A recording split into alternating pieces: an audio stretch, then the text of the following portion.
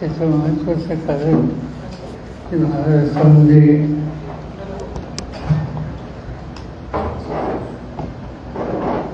पावसाची स्थिती गंभीर आहे. राज्यामध्ये राज्य सरकारने एकूण 19 जिल्हे त्याचे 40 तालुके गंभीर आणि 16 तालुक्यामध्ये मध्यम स्वरूपाचा दुष्काळ हा जाहीर केलेला आहे. एकंदर क्षेत्र जर बघितलं तर 73% महाराष्ट्र आता दुष्काळाच्या छायेत आहे. गव्हर्नमेंटने राज्य सरकारने महाराष्ट्रात एकंदर 2292 महसुली मंडळ आहेत रेव्हेन्यू साठी. त्याच्या 1532 महसूल मंडळात दुष्काळ जाहीर झाला. त्यातल्या त्यात छत्रपती संभाजीनगर, उत्तर महाराष्ट्र आणि पुणे जिल्हा, पुणे विभाग इथली परिस्थिती ही चिंताजनक आहे.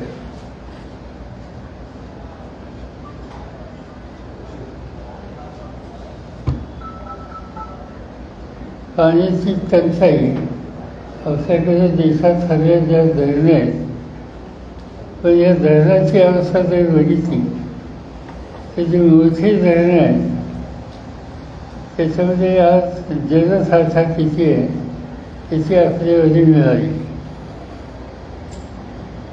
संभाजीनगर इथल्या धरणामध्ये 10% पाणी आहे.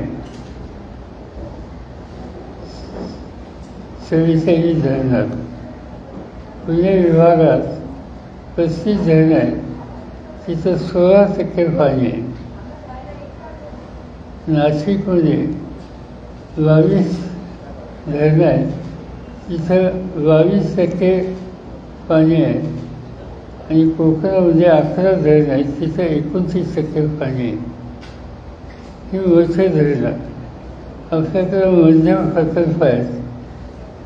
मध्यम प्रकल्प छत्रपती संभाजीनगरला 81 आहेत, तिथं 6% 6.43 683 एवढा जलसाठा आहे. पुण्यामध्ये पुणे डिव्हिजन 50 प्रकल्प आहेत, तिथं 24% जलसाठा आहे. आणि बाकीच्या ठिकाणी 39, 37, 57 वगैरे वगैरे आहे.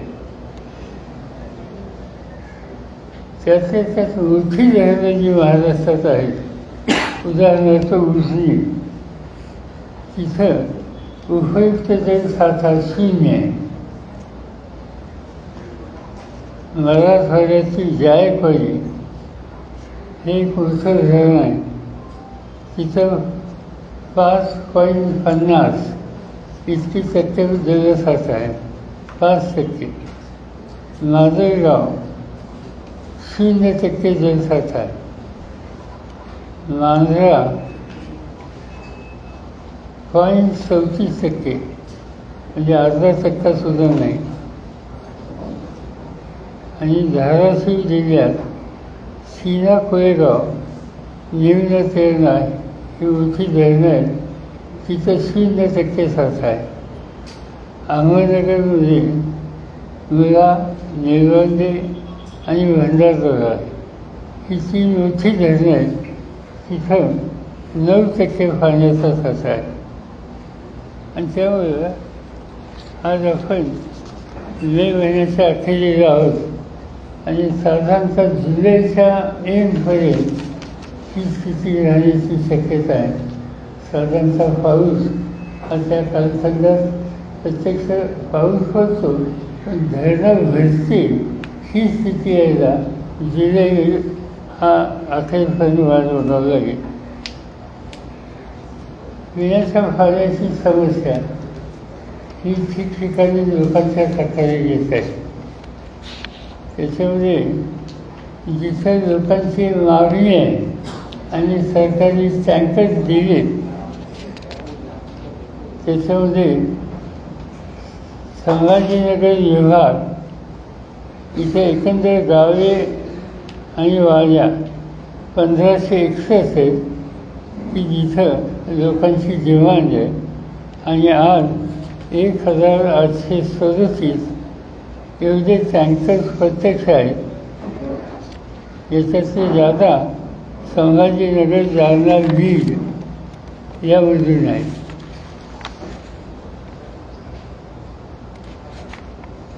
त्याच्याशिवाय काही जिल्हे असे आहेत मराठवाड्यातले की आज वेळीच तिथं लक्ष नाही दिलं तर आणखीन काही दिवसांनी स्थिती गंभीर होईल. त्याच्यामध्ये परभणीमध्ये 14, लातूरमध्ये 34, धाराशिवमध्ये 134 या जिल्ह्यांच्याकडे अधिक लक्ष द्यायची गरज आहे. पुणे विभागामध्ये 635 गाव आणि वाड्या इथं टँकरने पाण्याचा पुरवठा आहे. तिथं 755 टँकर आज प्रत्यक्ष सेवेत आहेत. त्याच्यामध्ये बारामती, पुरंदर, मान, खटाव, कोरेगाव, जत, आटपाडी, सांगोला, मंगळवेढा, करमाळा, माढा, सोलापूर हे 43 नदी या भागात पाण्याची समस्या असते ती आत्ताच त्या ठिकाणी झालेली आहे. आणि संपूर्ण महाराष्ट्रामध्ये साधारणतः 10,000 गावं अशी आहेत की जिथं टँकरने पाणी पुरवठा ही करण्याची आवश्यकता आहे. आणि त्याच्यामध्ये आत्ता 10,572 टँकर प्रत्यक्ष ऑपरेशनमध्ये आहेत. आता हे 18 तारखेला 10,572, या तारखेला गेल्या वर्षी किती असेल याचा आकडा जर घेतला तर आपल्याला अंदाज येईल. गेल्या वर्षी 1,108 होते, 1,108 आणि लगेच आज 10,572.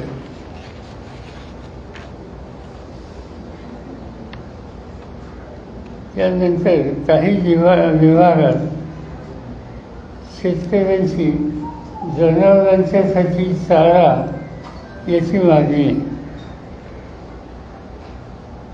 त्याच्यामध्ये आता चाऱ्याची उपलब्धता आहे, पण ती साधारणतः जूनपर्यंत पुरेल.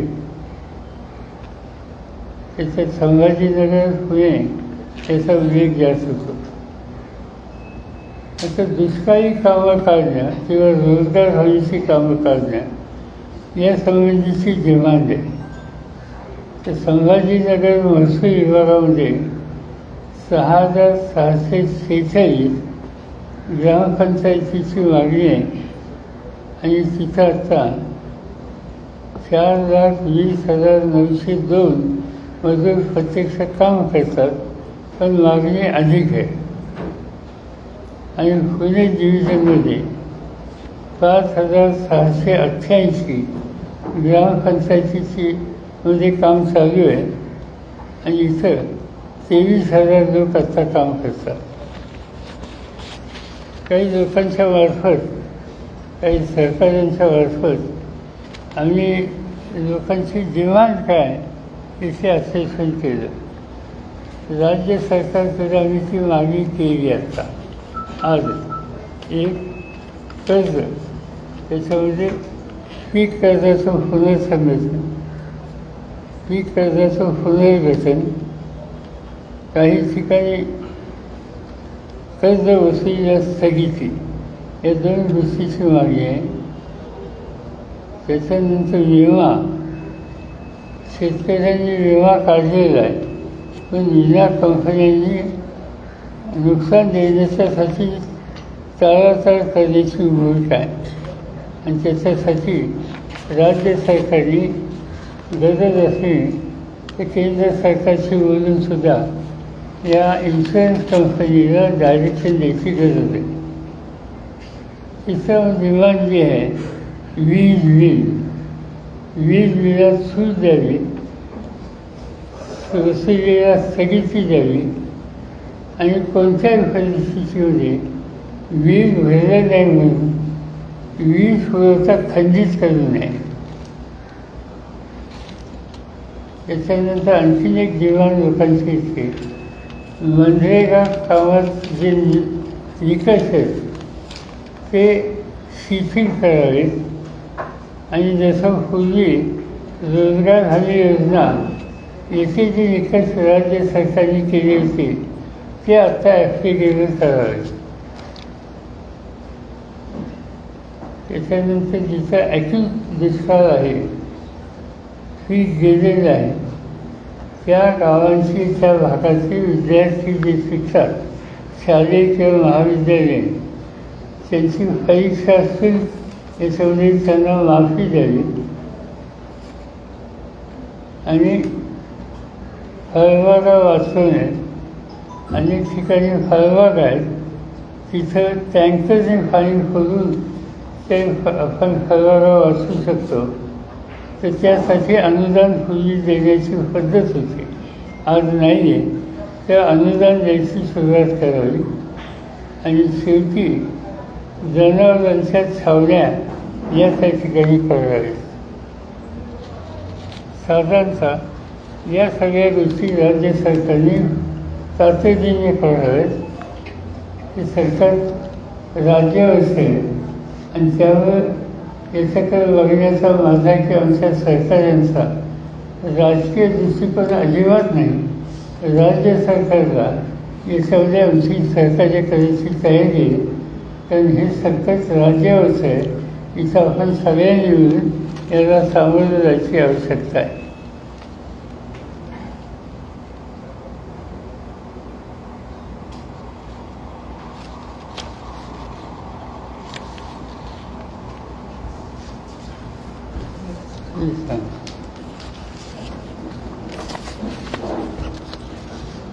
याच्याकडे तुम्हाला काही विचारायचे? असल्यामुळे आचारसंहिता शिथिल व्हायला 4 जूनची मर्यादा आहे. त्याचा काही एकंदरीत बंधन किंवा त्याचा काही नुकसान या मदत कार्यामध्ये होऊ शकतं का? शासनाला काही धोरण आचारसंहिता शिथिल करण्याची गरज वाटते का? कारण हे जे निर्णय आहेत त्यातले काही धोरणात्मक निर्णय आहेत. राज्य सरकारने त्याची मागणी केलेली आहे, ती मागणी योग्य आहे. आचारसंहिता शिथिल करायच नाही, पण इलेक्शनची प्रक्रिया आपल्या राज्याची संपलेली आहे. त्यामुळे आता आचारसंहितेचा अभ्यास झाल्याचं काही कारण नाही आणि ती भूमिका राज्य सरकारने घेतली ती योग्य आहे. सर, पीक कर्जाबाबत शेतकऱ्यांना मोठी अडचण येत आहे, कारण सिबिलची अट बँकेने टाकली आहे. याआधी मागणी केली होती की सिबिल अट काढून कर्ज शेतकऱ्यांना योग्यरित्या द्यावं, परंतु बँका मात्र त्या गोष्टीकडे दुर्लक्ष करतात. सर, सतत बँकांच्या बद्दलची तक्रार आहे आणि त्या संबंधीची मागणी आम्ही केली आहे. हा मुद्दा अत्यंत महत्त्वाचा आहे. त्याच्यामध्ये बँकांनी आपला अप्रोच बदलण्याची आवश्यकता. सर, एक म्हणतं असं आहे की निवडणूक पूर्ण प्रक्रियेदरम्यान एप्रिल आणि मे महिन्यातच पण निवडणूक प्रचारामुळे याकडे दुर्लक्ष झालं का राजकीय नेत्यांचं किंवा प्रचार सभांमुळे? नाही, असं आहे की आचारसंहितेवर सरकारला सुद्धा मला दोष देता येणार नाही. कारण जी गाईडलाईन दिली होती त्या गाईडलाईनमध्ये समस्या हे होत्या, त्यामुळे दिले झालं. आता प्रचार संपला आहे, त्यामुळे आता लवकर करून टाकूया. अगदीच कुणाचं चुकलं कुणाचं काय होतं याचं खबर जाण्याच्या ऐवजी लवकरात लवकर निर्णय घेऊन ते राहून लोकांना दिली देखील गरज आहे. क्लास 1 पासून क्लास 3 मधले अधिकारी निवडणूक कामामध्ये आहेत, निवडणूक ड्युटीवरती आहेत, त्यांना रिलीव्ह करण्याची गरज वाटते का? तुम्ही पत्र लिहिणार का? असं आहे की साधारणतः जे जिल्हे जे तालुके जिथे ही समस्या आहे तिथे स्थानिक पातळीचे जे अधिकारी आहेत त्यांना घेऊन काम करणे शक्य आहे. त्याच्यामुळे एकंदर कामावर काही हा संख्या कमी आहे, थोडं पैसे जास्त असेल पण अशक्य नाही. काल मुख्यमंत्र्यांनी दुष्काळासंदर्भात औरंगाबाद त्या बैठकीला फक्त 2च पालकमंत्री उपस्थित होते. मला ठाऊक नाही. कुणी मिसिंग बोलून मुख्यमंत्र्यांनी काल दुष्काळी मराठवाड्या संदर्भात पण तिथे एवढं दुर्लक्ष केलंय गेलंय की दोनच फक्त पालकमंत्री उपस्थित होते, इतर पालकमंत्री बाहेर आहे. मिसिंग बोलून ही मुख्यमंत्र्यांनीच घेतली. मुख्यमंत्र्यांनी बोलवल्याच्या नंतर त्या विभागाच्या एकंदर मंत्र्यांच्यापैकी 2च मंत्री येत असतील तर याची नोंद मुख्यमंत्र्यांनी घेतली पाहिजे. कालच्या बैठकीला उपस्थित नव्हते. काल मराठवाड्यात मुख्यमंत्र्यांनी जी बैठक घेतली, सर्व जिल्हाधिकारी होते, 2 पालकमंत्री होते जसं ते म्हणाले, पण स्वतः कृषी मंत्रीच हजर नव्हते त्या बैठकीत. तर काय सरकारमध्ये कुठेतरी विसंवाद आहे असं वाटतं? मला माहीत नाही, पण असं आहे की कृषी मंत्र्यांचा जिल्हा हा दुष्काळाच्या दिवसानं अनेक जिल्ह्यांची जी यादी आहे त्याच्यामध्ये येतो. आणि मुख्यमंत्र्यांच्या मिटिंगला तेही हजर नव्हते. मला माहीत नव्हतं, तुमच्याकडनं ऐकलं. हे आणखी सिरियस आहे. या सगळ्या प्रश्नाकडे कशा पद्धतीनं मंत्री बघतात याची ही उदाहरण आहे. माझी मुख्यमंत्र्यांना विनंती आहे की हे पॉलिटिकलाइज आम्हाला करायचं नाही. आपण गांभीर्याने या प्रश्नाकडे बघावं आणि या पद्धतीचं दुर्लक्ष तुमच्या सरकारच्याकडून होत असेल तर त्याची नोंद तुम्ही घेतलेली आहे आणि कलेक्टिव्ह ॲक्शन घेतलेलं आहे हे आम्हाला दिसेल असं करावं. पण सरकार कुठेतरी असंवेदनशील आहे का? सरकार ज्या पद्धतीने मुख्यमंत्री बैठका घेतात, दोन्ही उपमुख्यमंत्री जनतेला दिसत नाही या सगळ्या दुष्काळी परिस्थितीमध्ये. असं आहे की असं आम्हाला लोकांना सुद्धा ही मिटिंग फेस न्यूज घ्यायची वेळ आली. त्याचं कारण असं आहे की राज्यामध्ये या प्रश्नाकडे पाहिजे तसं बघितलं नाही. आत्ता आम्ही तुमच्यामार्फत राज्य सरकारला जागा करण्याचा प्रयत्न करतो. एवढं करून जर जागे नाही झाले तर इतर मार्ग आहेत. पवारसाहेब कालच्या मुख्यमंत्र्यांच्या पत्रकार परिषदेमध्ये मराठवाडा वॉटर ड्रेनच्या संदर्भामध्ये प्रकल्पासाठी जो निधी होता तो महाविकास आघाडीच्या कार्यक्रमामध्ये दिला गेला नाही असा आरोप केला गेला. त्याच्यावर काय बोलणार? मला माहिती नाही, माझ्याकडे त्याची ऑथेंटिक माहिती नाही. सर, आता 24 तारीख आलेली आहे. 7 जूनला साधारणपणे मुंबई आणि कोकण पडणारा पाऊस येतो. आता आपण मागणी करता तर जो कालावधी आहे या कालावधी पुरेसा वाटतो का की सगळी मदत पोहोचवायला शेवटपर्यंत पोहोचेल काही मदत? कारण तोपर्यंत पाऊस येईल महाराष्ट्रात. नाही, सगळं जून महिना आहे. हा जून महिना हा महाराष्ट्रात साधारणचा कोकणाचा काही भाग सुद्धा तर नेहमीच पाणी पुरवठा पर्जन्य या महिन्यात मिळत नाही आणि हे जून जुलैपर्यंत करावं लागेल. पावसाळा अवकाळी पाऊस ठिकठिकाणी पडत आहे. विदर्भ, पश्चिम महाराष्ट्रामध्ये मोठ्या प्रमाणात पडत आहे. अनेक शेतकऱ्यांचे पिकं खराब झाले आहेत. त्याच्यामध्ये आंबा असो, कांदा असो आणि ते कांद्याची बी असो. परंतु यामध्ये जे पीक विमा काढला होता त्या प्रकरणामध्ये पीक विमा कुठल्या प्रकारचं गंभीर या ठिकाणी कंप्लेंट दिसत नाही. वारंवार मागणी करतानाही त्या ठिकाणी हे करत नाही. सरकारसोबत त्याचं साठवटोटा आहे. यामुळे शेतकऱ्यांना पीक विमा देत नाही असं वाटतं. अवकाळी पाऊस आणि गारपीट याची साधारणतः माहिती माझ्याकडे मी मागवली ती जिल्ह्यात. त्याच्यामध्ये सोलापूर, नाशिक, जळगाव, बीड, वाशिम, अमरावती, बुलढाणा आणि यवतमाळ इथं नुकसान झालेलं आहे. त्या नुकसानाचं साधारणतः प्रमाण जर बघितलं तर जिल्ह्यामध्ये 700 ते 4000 हेक्टर एवढं क्षेत्र आहे. त्यामुळं मर्यादित भागाचे नुकसान झालेले आहे. पण ते नुकसान हे नुकसान आहे. फळबागाचं नुकसान असेल तर त्याला कॉम्पेन्सेशन किंवा सहाय्य करण्याची तरतूद आहे आणि त्याची पूर्तता राज्य सरकारने लवकर करावी असा आमचा आग्रह आहे.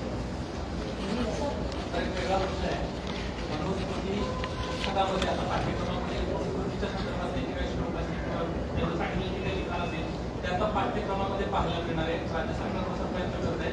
आजच ही गोष्ट प्रामुख्याने समोर आली.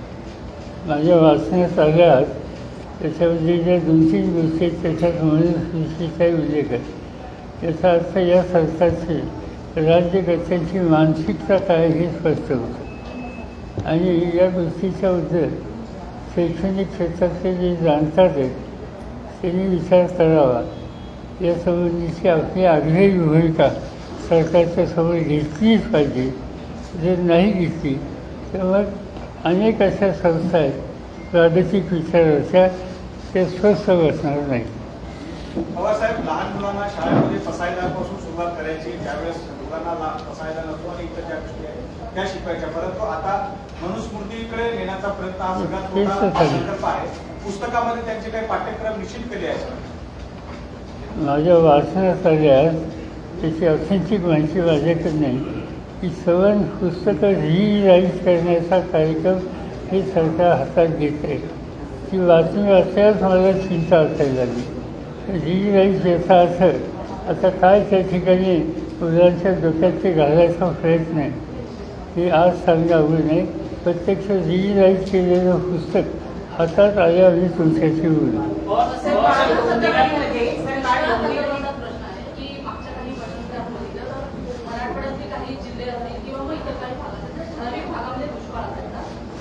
येत्या काही दिवसामध्ये हा जो पट्टा आहे किंवा ही जी संख्या आहे जिल्ह्यांची दुष्काळाची ती वाढताना पाहायला मिळते. तर या संदर्भात राज्य सरकारने काही ठोस पावलं उचलण्याची गरज आहे का? तर मग भविष्य जे ते अशाच पद्धतीने आलं.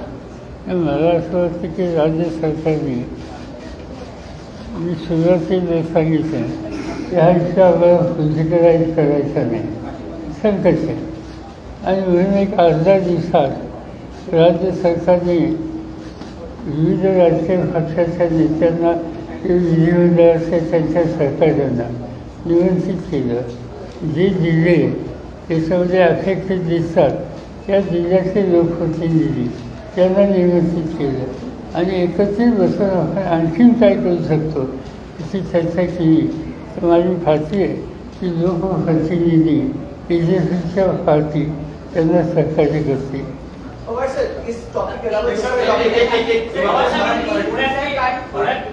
पुण्यात एक हिट अँड रनची प्रकरण होतं, परंतु पुण्याचे पालकमंत्री जे आहेत ते या सगळ्या संदर्भात कुठेही भाष्य करताना पाहायला मिळत आहेत. ते गायब आहेत पुण्याचे पालकमंत्री. त्यांना विचारलं पाहिजे की हा प्रश्न त्यांना विचारावा. नाही सर, पण त्यात मुद्दा असा आहे की ते जे आरोपी आहेत किंवा अग्रवाल जे आहे त्यांचे वकील आणि तुमचे रिलेशन दाखवले जात आहे. विरोधाभास म्हणजे वकील जे आहेत त्यांच्याबरोबरचा फोटो आता वकील असं एखाद्या वकिलाने असं तर माझा समज यांचा अर्थ तुम्ही त्यांचं म्हणणं आहे की शरद पवार या प्रकरणात बोलत नाही. आम्हाला असं आहे की एक कुठेतरी नवा कायदे 4 ओळी छापल्या, हा काही राजकीय प्रश्न आहे असं मला वाटत नाही. आणि प्रत्येक गोष्ट वीजच्या ठिकाणी भाष्य केलं पाहिजे याची काही आवश्यकता नाही. तिथं राज्याच्या गृहमंत्र्यांनी जी जबाबदारी आहे ती त्यांनी पाळलेली आहे. ही दिसल्याच्या नंतर उगीच याला एक वेगळं स्वरूप द्यायची आवश्यकता नाही. मोठी दुर्घटना घडली ज्याच्यामध्ये 9 लोकांचा जीव गेलाय. केमिकल फॅक्टरी आहे. MIDC जी आहे ती आजूबाजूच्या रहिवासी इमारती आहेत, बंगल्यात आणि त्याच्या आतमध्ये जी MIDC आहे ती हलवा अशी मागणी करतात. बॉयलरचा स्फोट झाला आणि त्याच्यामध्ये बरीच लोक. असं आहे की त्या भागात कारखान्याची बरीच आहे की एकदम हलवा असं एकदम दिवाण करणं हे कितपत व्यवहार हे तपासलं पाहिजे. आज एकदम सांगता येणार नाही. पवारसाहेब, पंतप्रधान नरेंद्र मोदी यांच्यावर पुन्हा टीका केली आहे. त्यांनी एका खासगी वृत्तपत्रामध्ये म्हटलं आहे की महाविनाश आघाडीमध्ये पवार कुटुंबियांना पुढे राजकारणात यायचे आहे, म्हणून पवार कुटुंबियांचं पूर्ण पक्ष जे आहे ते काँग्रेस पक्षात विलीन करण्याचा प्रयत्न आहे, अशी पंतप्रधान नरेंद्र मोदी बोलतात. असं आहे की या सगळ्या काळात प्रधानमंत्र्यांची जी स्टेटमेंट्स आहे ही चिंता व्यक्त करावी अशी स्टेटमेंट आहे. देशाचा प्रधानमंत्री या लेवलला जाऊन बोलतात हे यापूर्वी आम्ही कधी पाहिले नाही. अनेक गोष्टी चर्चा केल्या 8-10 दिवसातल्या सांगता येतील, पण माझा आजचा विषय तो नाही. त्यासाठी मी स्वतंत्र तुमच्याशी बोलेन. आता दुसरा एक इश्यू मला सांगायचा आहे की आता काही लिगल गोष्टी म्हणजे मतदान झालं आणि त्या मतदानाच्या प्रक्रियेमध्ये काही ठिकाणी सिरियस तक्रारी आलेल्या आहेत. त्याचं स्वरूप आमचे लिगल एक्सपर्ट कालजल या ठिकाणी आहेत ते सांगतील one by one.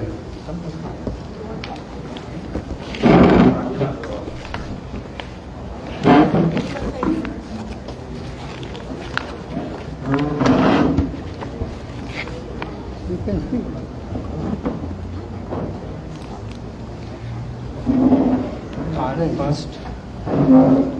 First issue is that of Form 17C.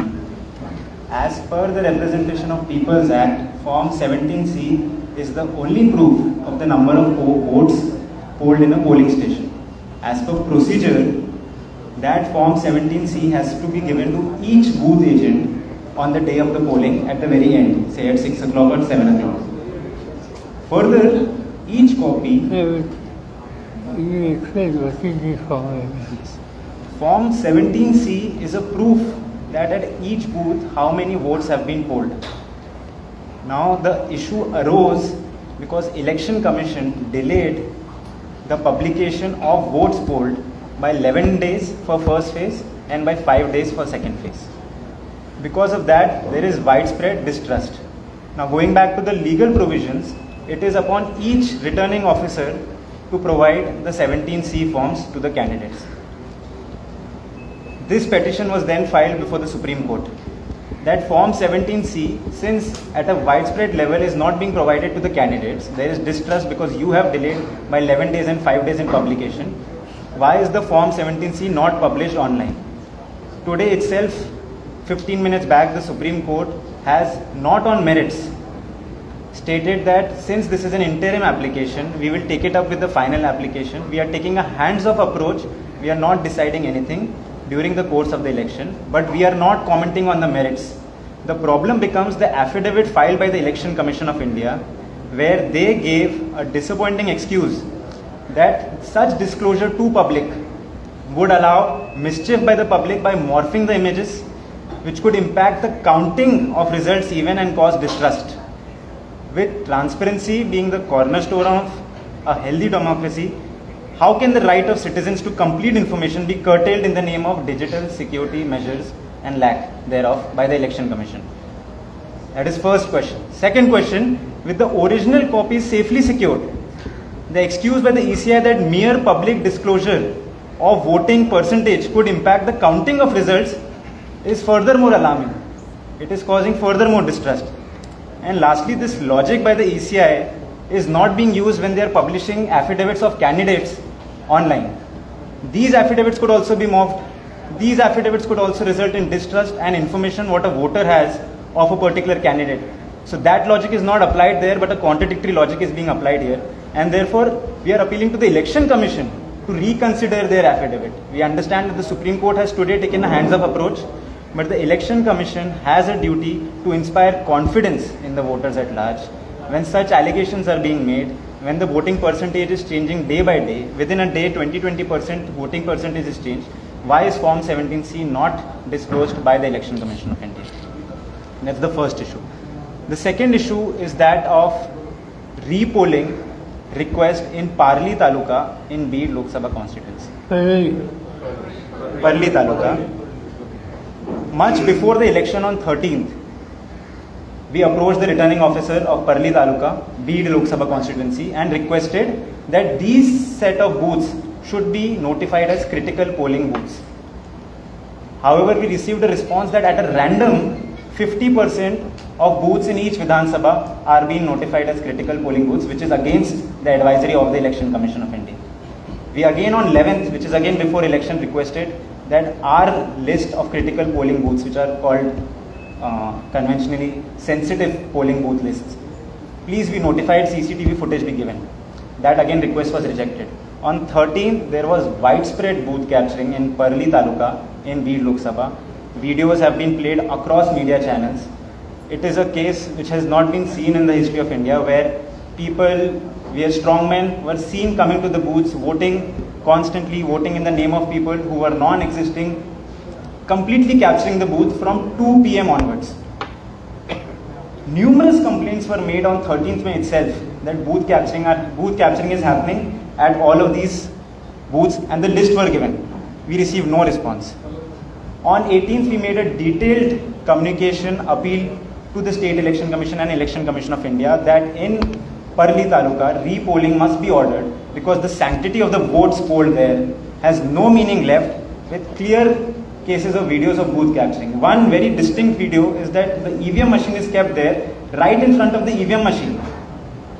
There is a poster that Pankaja Munde ki hawa chal rahi hai. Right in front of the EVM machine this is happening. This is a blatant case of booth capturing. We have requested. We have still not received any favorable order in this regard. Third issue is of the Baramati strong room CCTV footage, which was switched off for 45 minutes. Our Honorable National Working President had made an appeal. We filed a legal complaint. The returning officer came back with an explanation that because of certain wires being removed, that viewing facility was not available. This explanation is not worthy when the electoral sanctity is in question. Further, the returning officer, after the State Election Commission ordered her, gave us a viewing facility. We viewed the video, but our appeal remains to the Election Commission that a copy of the video be provided to us, a digital forensic audit of the video be done, because in a case where deepfake videos are at large, it is very much possible that that particular video, when the CCTV footage was off, is in loop, is fake, is morphed. There is a possibility, and therefore, in the interest of inspiring confidence, we have requested for a copy to be given to us. The Election Commission heard our appeal, has given a favorable order, has ordered the returning officer to give us a copy of the same. However, as of right now, we have not received the copy. Another issue of entirely bogus voting, impersonation of voters, happened on 6th May midnight at PDCC Bank Velle branch. 3 days before that, we anticipated this fraud. We approached the Election Commission on 3rd May and informed them that fake passbooks are being issued by certain banks. To really make them understand that how is fake passbook resulting in bogus voting, the case was that if in a voter list A's name is written, B goes to a particular bank which is clearly biased and gets a fake passbook in the name of A but having the photo of B, and then goes and votes before A. That results in bogus voting. 3 days before, we informed the Election Commission that a case of bogus voting is being taken place in Baramati. We informed them. The Election Commission took notice, requested the RO to please consider whenever an objection is raised when someone shows this passbook, PDCC bank passbook, as a verification. However, on 6th May midnight, exactly that happened what we anticipated. The bank was open till 3 a.m. We requested for FIR to be registered. No FIR was registered until 7th May evening. On 7th May evening, when the FIR was registered, that FIR itself says that as per the CCTV footage of PDCC bank, 40 to 50 people at 1 o'clock in the night on 7th May, which is hardly 6 hours before the polling, were seen to go to the director's cabin, come out of the director's cabin, and they had cash in their hands. It's a case of two types of fraud. One is impersonation of voting by fake passbooks. The second is bribery by disbursing of cash. In that case also, we requested for a copy of that CCTV footage to be given to us. The RO did not incline to give us the copy. The collector did not incline to give us the copy. Finally, we appealed to the State Election Commission. The State Election Commission ordered that as a complainant, the Nationalist Congress Party, Sharad Chandra Pawar, has a right to that CCTV footage and it has to be given. Pursuant to that order, we have again requested for a copy to be given to us, but complete restraint is being shown by the administration to give us that PDCC bank footage copy. We again request that that footage not only be given to us, but it be disclosed to everyone, because it is a right that during silence period, a clear case violation of Model Code of Conduct, Representation of People Act, Indian Penal Code is happening. However, the information is not being given to the candidate or to the public at large.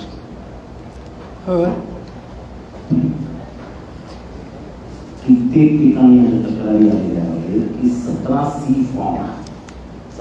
Form काय असतो, तर 17C म्हणजे सकाळी voting किती वाजता सुरू झालं, कधी केलं आणि संपल्यावरती तो 0 लावून एंड वोटिंग घेतात, त्याच्यावर वोट करतात, त्याच्यावर आरो सही करतो आणि इतक्या वाजता वोटिंग बंद झालं असं लिहितो. त्याच्यामुळे हे जे पत्र असतं तो काउंटिंग एजंट त्या मशीनशी टॅली करतो की मशीनला तो टॅली करतो, त्या सह्या बघतो, त्या सह्या सगळ्यांसमोर केलेल्या असतात.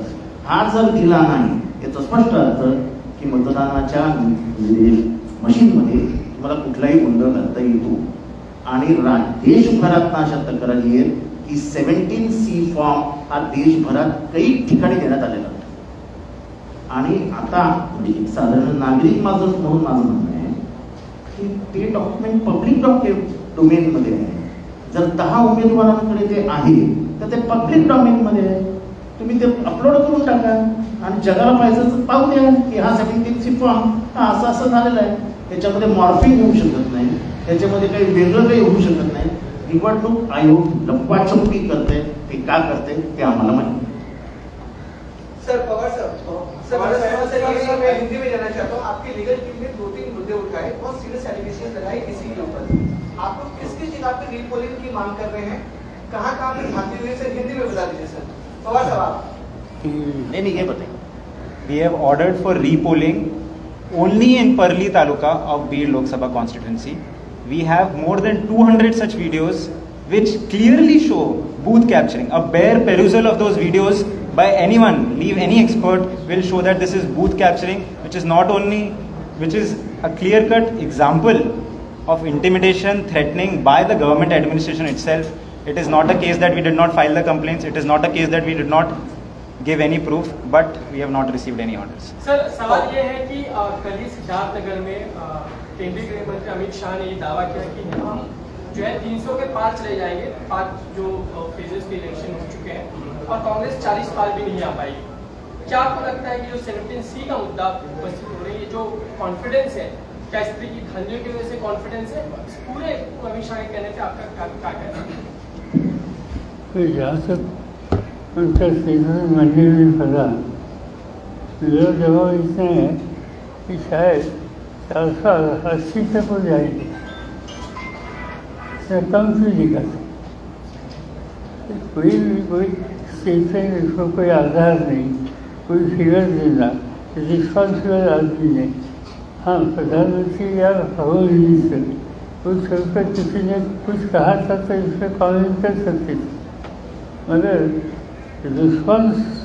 रिस्पॉन्सिबिलिटी जिनके कंधे पर है, ये लोगों का इस तरह का स्टेटमेंट हम इसका स्वीकार नहीं.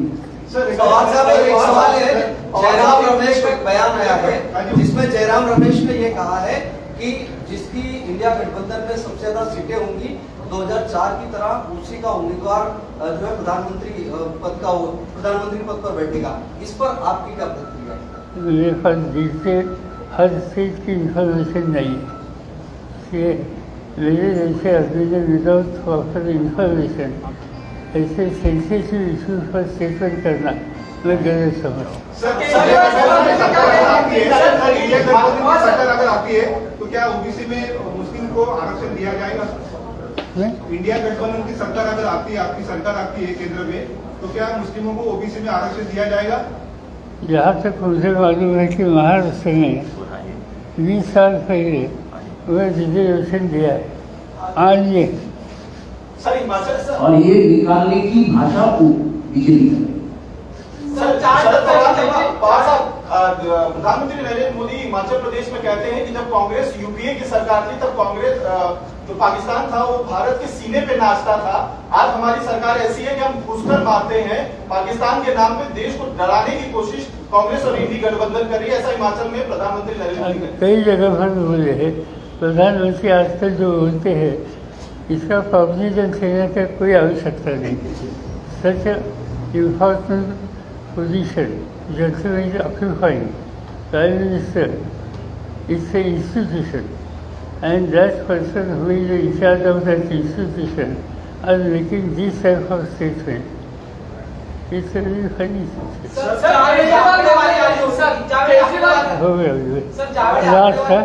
ज्यावेळी आकडेवारी आली होती आणि त्याच्यानंतरची जी आकडेवारी आली त्याच्यात महाराष्ट्रात 16 लाखांच्या मतांचा जो आहे तो फरक पाहायला मिळाला. दुसरा प्रश्न असा आहे की महाराष्ट्रात जेव्हा मतदान झालं, 5% मतदान झालं, त्यात 10 मतदारसंघ जे आहेत विधानसभेचे, त्यात सगळे मंत्री आहेत आणि त्या मतदारसंघाचे जे सगळ्यात कमी मतदान झाले त्यात बारामती सुद्धा एक जिल्हा आहे. माहिती साहेब त्याच्यावरच आम्ही बोलतो आहोत की वाढलेली जी मतांची संख्या आहे आणि जर 17C फॉर्म द्यायला इलेक्शन आयोग नाकार देत असेल तर याचा अर्थ कुठे ना कुठेतरी काहीतरी शिस्त आहे. असा एक बेसिक प्रश्न आहे की पारदर्शकता न ठेवता इलेक्शन कमिशन संशयास्पद स्थिती का निर्माण करते? ट्रान्सपरन्सी का नाही? जर 17C तुमच्याकडे माझ्याकडे यांच्याकडे तर ती तुमच्या वेबसाईटवर येऊ द्या ना. तुम्ही कशाला नको होत आहे? त्यामुळे देशभरामध्ये इलेक्शन कमिशन विषयी एक संशयाचं वातावरण तयार करता येईल की ते मुद्दामून काहीतरी करण्याचा प्रयत्न करत आहे. आता आम्ही एक तक्रार केली होती, प्रांजलनीच केली होती अजितदादांनी भाषणात असं म्हटलं होतं, तलाव पण भरले जात आहेत त्याची काळजी करू नका, पण त्याकरता उद्याच्या 7 तारखेला होणाऱ्या लोकसभेच्या निवडणुकीच्या निमित्ताने 3 मशीन येणार आहेत. 1, 2, 3 मशीन मध्ये आम्ही ज्याला विनंती करतो त्या महायुतीच्या उमेदवारावरून 2 नंबरचे नाव आहे, त्याच्या घड्याळाच्या चिन्हावरच्या बाजूचं बटन दाबाल तर जसे हर्षवर्धन व दत्ताभाऊने सांगितलंय तशा प्रकारे आम्ही दिल्लीमध्ये मोदी साहेबांची अमित साहेबांची बोलून केंद्राचा पैसा आणू, राज्याचा पैसा आम्ही एकनाथ शिंदे देवेंद्रजी घेऊ, त्याबद्दल काळजी करू नका.